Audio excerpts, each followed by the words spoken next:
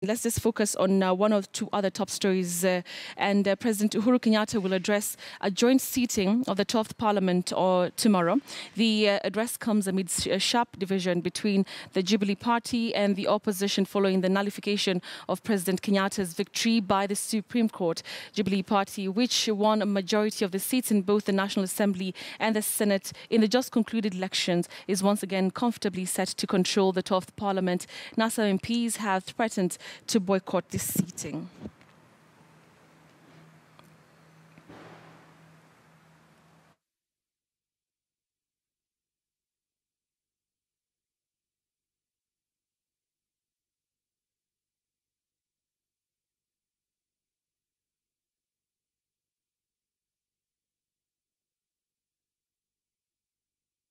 All right, let me bring in my colleague, Murimi Mwangi. Murimi, let's talk about this sitting. He's joining us from our City Center studio. Let's talk about this sitting and the fact that, NASA has threatened to boycott this sitting. First of all, what is going to be the agenda? Of course, it's coming at a time when, the election on August 8th, especially to do with the presidential election, was nullified. We're waiting for yet another one in about 35 days. So what really is the agenda of this particular sitting tomorrow?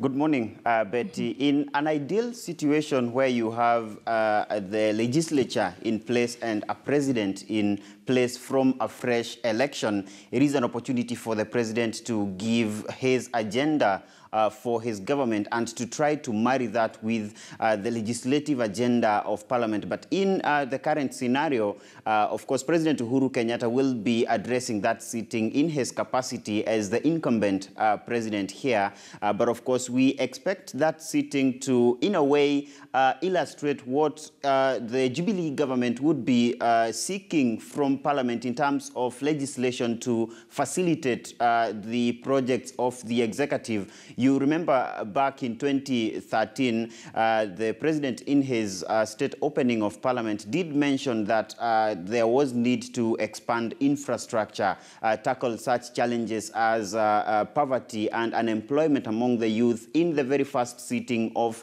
the outgoing 11th Parliament. And now in the 12th Parliament, we of course expect the same from President Uhuru Kenyatta. But of course, this is an interesting scenario given that we are in the middle of presidential campaigns ahead of that repeat presidential poll that is in only 6 days away.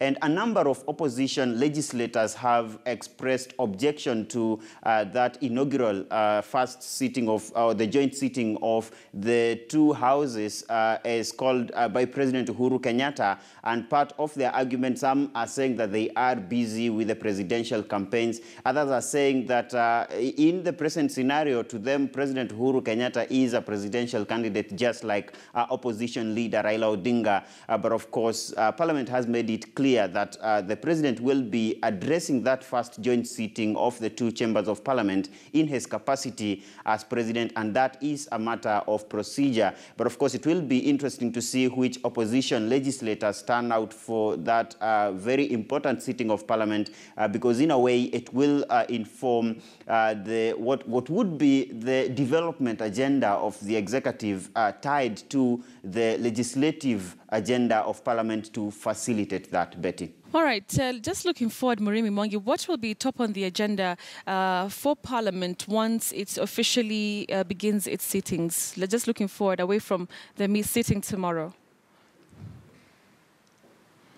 Well, Parliament has in the past said that there are some bills that could not have been passed in the 11th Parliament, and the opportunity to do that is the 12th Parliament. Part of that bill that comes to mind is the gender bill. Remember, that bill flopped at the National Assembly. A separate attempt at the Senate also flopped. But this will be happening at a very interesting scenario when there are more women elected legislators, and of course even a number of governors that have been elected across the country. And therefore, for Parliament, the majority leader, Aden Duale, has said that that's one of the key bills that are in the entry of the 12th Parliament. But besides that, of course, there is more to do in terms of ensuring that the legislative work of Parliament, particularly now where the tyranny of numbers from the ruling coalition has intensified does not turn into what was witnessed in the 11th Parliament, the infighting that in a way derailed part of the legislative work of Parliament, Betty. Thank you very much, Muremi Mwangi, for the update there.